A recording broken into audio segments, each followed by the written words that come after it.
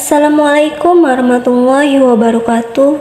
Dengan saya Diah Panduhardani yang akan membahas terkait kontekstualisasi perjalanan pendidikan nasional. Salam guru profesional. Pendidikan di Nusantara pada masa prakolonialisme terdapat 3 sifat, yaitu yang pertama, sifat yang praktis. Artinya, hanya pengetahuan dan keterampilan yang berguna untuk memenuhi kebutuhan dasar dan mempertahankan hidup yang akan diajarkan. Yang kedua, bersifat imitatif. Artinya, pendidikan yang diberikan hanya meniru apa yang dilakukan oleh generasi sebelumnya dan sangat sedikit sekali mengalami modifikasi. Yang ketiga, bersifat statis. Perubahan yang terjadi pada masa ini biasanya berlangsung sangat lambat. Pengetahuan diturunkan hanya bersumber dari pengetahuan orang tua atau generasi sebelumnya. Bahkan, cenderung untuk takut mengubah kebiasaan yang ada karena adanya hukum adat. Adapun tujuan dari pendidikan pada masa prakolonialisme yaitu mempersiapkan anak untuk bertahan hidup, maka masyarakat pada masa ini juga belum mempunyai konsep sistematis tentang pendidikan. Sebagian besar pengetahuan yang diajarkan berhubungan dengan bagaimana menaklukkan tantangan dari alam. Pendidikan di Indonesia pada masa Hindu-Buddha memiliki ciri-ciri yang pertama, bersifat informal. Artinya, proses belajar mengajar tidak melalui institusi yang formal. Yang kedua, berpusat pada religi. Artinya, ajaran agama Hindu-Buddha.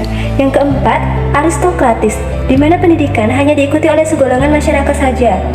Yang keempat, pengelolaan pendidikan adalah kaum Brahmana untuk agama Hindu dan para biksu untuk agama Buddha.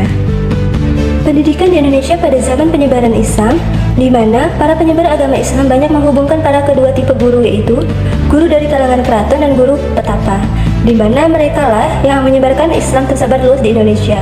Para penyebar tersebut dikenal dengan Wali Songo dan diberi sebutan Sunan. Mereka adalah Syekh Maulana Malik Ibrahim, Sunan Gunung Jati, Sunan Ampel, Sunan Bonang, Sunan Derajat, Sunan Kalijaga, Sunan Giri, Sunan Kudus, dan Sunan Muria. Pendidikan di Nusantara pada masa kolonialisme yaitu yang pertama, pendidikan pada masa penjajahan Portugis. Tujuan utama mendatangi Indonesia adalah untuk berdagang, kemudian menyebarkan agama Katolik. Para misioner didatangkan untuk mendirikan sekolah agar dapat mendidik calon-calon misioner atau pekerja agama. Banyak anak-anak Indonesia masuk sekolah ini. Namun, penyebaran agama Katolik ini tidak banyak mengalami kemajuan yang berarti. Hal ini terjadi karena hubungan dengan orang-orang Portugis dengan Sultan Ternate kurang baik. Mereka harus bersaing dan berperang melawan orang-orang Spanyol dan kemudian orang-orang Inggris. Akhirnya, Belanda berhasil masuk untuk menggantikan Portugis dengan ajaran agama Kristen. Yang kedua yaitu pendidikan pada masa penjajahan Belanda, di mana penjajahan Belanda dalam perjalanan sejarahnya menunjukkan bagaimana ia menerapkan kebijakan pendidikan yang diskriminatif dan menghalangi pertumbuhan penduduk lokal. Bangsa Belanda yang beragama Kristen Protestan sambil berdagang juga menyebarkan agamanya. Konteks penyebaran agama itu menjadi permulaan kebijakan pendidikan kolonial Belanda. Sekolah-sekolah didirikan di Pulau Ambon dan Pulau Bacin, Maluku. Sekolah-sekolah ini belum menyiarkan pengetahuan umum. Bahasa pengantar yang dipakai ialah bahasa Melayu, baru pada kelas-kelas yang lebih tinggi dipakai bahasa Belanda. Yang ketiga yaitu awal pendidikan Belanda bagi anak-anak pribumi. Sesudah VOC, Indonesia menjadi daerah jajahan Belanda dengan nama Hindia Belanda. Konteks pendidikan dan pengajaran ini pada prinsipnya adalah untuk memenuhi kebutuhan pegawai rendahan di kantor-kantor pamung praja atau kantor-kantor yang lain. Pada abad ke-18, pendidikan dan pengajaran diberikan secara perseorangan. Pada akhir abad ke-18 dan awal abad ke-19, sistem dirubah menjadi sistem klasikal, di mana pengajaran diberikan kepada sekelompok anak-anak pada waktu yang sama dengan bahan pelajaran yang sama. Pada permulaan tahun 1850, didirikan sekolah kelas 1, yaitu membuat sifat sebagai pendidikan bagi calon pegawai. Akhir abad ke-19, didirikan sekolah kelas 2, yaitu sekolah ini untuk umum dan tidak dibatasi. Namun, kecerdasan bangsa Indonesia pada awal itu masih rendah. Pengaruh politik etis terhadap perkembangan pendidikan di Indonesia. Melalui kebijakan pendidikan politik etis, orang-orang Bumi Putra harus diperkenalkan kebudayaan dan pengetahuan Barat, sehingga pemerintah Belanda banyak mendirikan sekolahan yang berorientasi Barat. Sumanto dan Sujarno memberikan penilaian kritis atas kebijakan pendidikan Belanda, terutama dengan adanya politik etis. Yang pertama, tujuan pendidikan pada zaman Hindia Belanda tidak pernah dinyatakan secara tegas. Yang kedua, semata-mata adanya sekolah-sekolahan itu hanya untuk kepentingan bangsa Belanda. Yang ketiga, sekolahan tersebut untuk anak-anak Bumi Putra tidak banyak manfaatnya. Yang keempat, politik etis pada praktiknya hanya memberikan sedikit perubahan. Dalam arti anak-anak Bumi Putra belum mendapat kesempatan bersekolah sebagaimana selayaknya. Yang kelima, hasil pendidikan bagi anak-anak Bumi Putra sangat memprihatinkan. Yang keenam, untuk bekerja pun sulit karena seorang anak lulusan sekolah kelas 2 harus magang dulu ke kecamatan untuk menunggu lowongan dari sekretaris desa. Pendidikan di Indonesia pada penjajahan Jepang. Isi dan tujuan dari pendidikan yang diberikan pada masa pendudukan Jepang yang pertama, Pengajaran dipergunakan sebagai alat propaganda dan juga untuk kepentingan perang. Yang kedua, untuk melipat gandakan hasil bumi, murid-murid dihaluskan membuat pupuk kompos atau beramai-ramai membasmi hama tikus di sawah. Yang ketiga, pelatih-pelatih jasmani berupa pelatihan kemiliteran dan mengisi aktivitas-aktivitas murid-murid sehari-hari. Yang keempat, untuk menanamkan semangat Jepang, tiap-tiap hari murid harus mengucapkan sumpah belajar dalam bahasa Jepang. Yang kelima, agar bahasa Jepang lebih populer, diadakan ujian bahasa Jepang untuk para guru dan pegawai-pegawai yang di atas 5 tingkat. Pemilik ijazah ini mendapat tambahan upah. Pendidikan di Indonesia pada masa kemerdekaan sampai dengan Orde Lama. Praktik pendidikan zaman Indonesia Merdeka sampai tahun 1965 bisa dikatakan banyak dipengaruhi oleh sistem pendidikan Belanda. Praktik pendidikan selepas penjajahan menekankan pengembangan jiwa patriotisme. Pada masa ini, lingkungan politik terasa mendominasi praktik pendidikan. Upaya membangkitkan patriotisme dan nasionalisme terasa berlebihan, sehingga menurunkan kualitas pendidikan itu sendiri. Kebijakan politik pendidikan pada menteri yang bertugas antara tahun 1945 sampai 1950 dapat dikatakan belum bisa dirasakan atau belum terlihat hasilnya. Penyelenggaraan pendidikan agama setelah Indonesia Merdeka mendapat perhatian serius dari pemerintah, baik di sekolah negeri maupun swasta.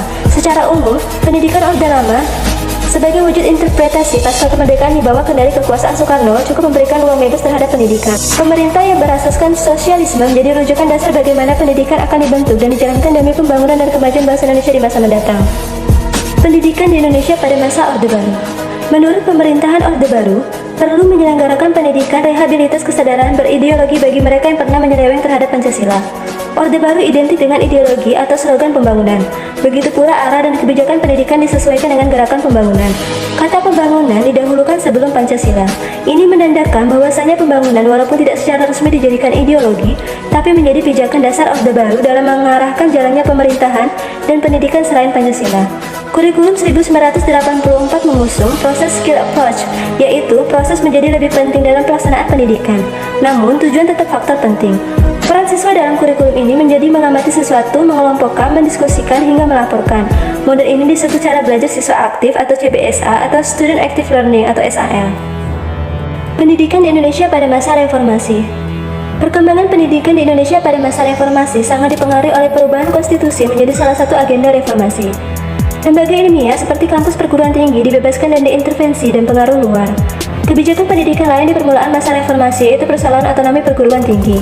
Pemerintah Megawati menghasilkan RUU Sisdiknas yang kemudian menjadi Undang-Undang Sisdiknas. Perubahan kurikulum juga mewarnai perjalanan sejarah pendidikan Indonesia pada masa reformasi. Pendidikan yang berbasis keagamaan juga mendapat perhatian khusus pada masa reformasi. Secara kelembagaan, pendidikan keagamaan berada di bawah Kementerian Agama, berbeda dengan pendidikan umum yang berada di bawah Kementerian Pendidikan. Pendidikan Indonesia pada masa sekarang dan masa depan. Terdapat 4 pilar pendidikan sekarang dan masa depan yang disampaikan oleh UNESCO yang perlu dikembangkan oleh lembaga pendidikan formal khususnya Indonesia, yaitu yang pertama learning to know, yang kedua learning to do, yang ketiga learning to be, yang keempat learning to live together. Learning to know, belajar untuk mengetahui, harus senang mencari tahu. Hakikatnya, proses pembelajaran yang memungkinkan peserta didik menguasai teknik memperoleh pengetahuan, bukan hanya semata-mata memperoleh pengetahuan. Konsepnya, apa yang perlu diketahui dan bagaimana cara efektif untuk mengetahuinya. Yang kedua, learning to do, belajar untuk melakukan atau berkarya. Fasilitas dalam mengaktualisasikan learning to do yaitu bakat dan minat. Bakat merupakan kemampuan potensial yang dimiliki seseorang untuk mencapai keberhasilan di masa yang akan datang. Minat, kecenderungan dan keinginan yang tinggi terhadap sesuatu minat dan bakat yang tergantung pada lingkungan, yaitu ada dua di sini, lingkungan sosial dan lingkungan non-sosial. Yang ketiga yaitu learning to be, artinya belajar untuk menjadi pribadi yang utuh. Tujuan umum pendidikan ditilik dari learning to be yaitu yang pertama, memberikan penguasaan pengetahuan dan atau wawasan dan teknologi. Yang kedua, mengembangkan kreativitas. Yang ketiga, mengembangkan individu untuk dapat hidup di masyarakat. Yang keempat, menjadi manusia seutuhnya, manusia ideal dan manusia yang diharapkan. Dan yang terakhir ada learning to live together, belajar untuk hidup bersama. Artinya, hal tersebut dikarenakan selain sebagai makhluk individu, manusia juga merupakan makhluk sosial, memberantas sikap egoisme, membiasakan diri hidup bersama, saling menghargai, terbuka, serta mau memberi dan menerima. Pilar pendidikan tambahan milik bangsa Indonesia yaitu belajar untuk beriman dan bertakwa kepada Tuhan Yang Maha Esa. Sekian yang dapat saya sampaikan terkait kontekstualisasi perjalanan pendidikan nasional. Kurang dan lebihnya saya mohon maaf. Wassalamualaikum warahmatullahi wabarakatuh. Sampai jumpa di lain waktu. Salam guru profesional.